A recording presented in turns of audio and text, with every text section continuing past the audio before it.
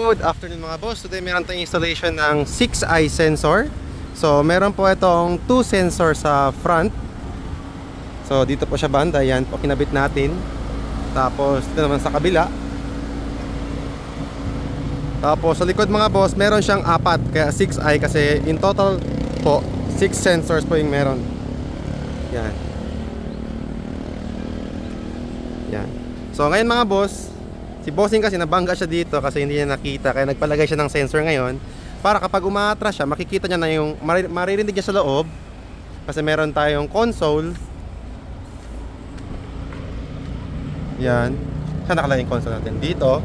So kapag malapit na yung object or kung ano man yan, nagre-reverse kayo or going sa harapan, tutunog ito. So try natin. Reverse natin mga boss at reverse i-try natin. Oops. So may tao dun sa likod ngayon, dun si Migo. So reverse natin ha. Sige daw. Yan, sa left side. Kabila. Yan. Tapos ngayon mga boss, try natin sa front.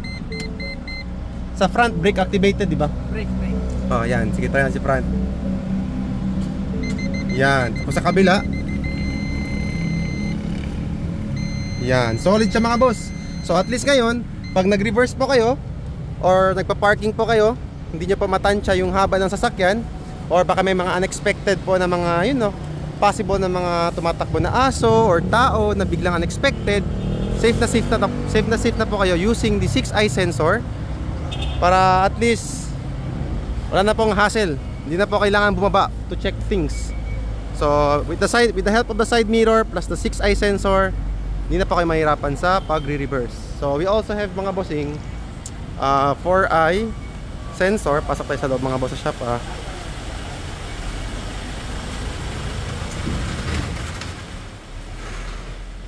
Yung kinabit natin mga boss is ito, 6-eye. Meron din tayong 4-eye lang. Yung 4-eye mga boss, sa rear lang to siya lahat. So for more info mga boss, visit our shop, Andres Auto Accessories. Yun ang mga boss. Peace!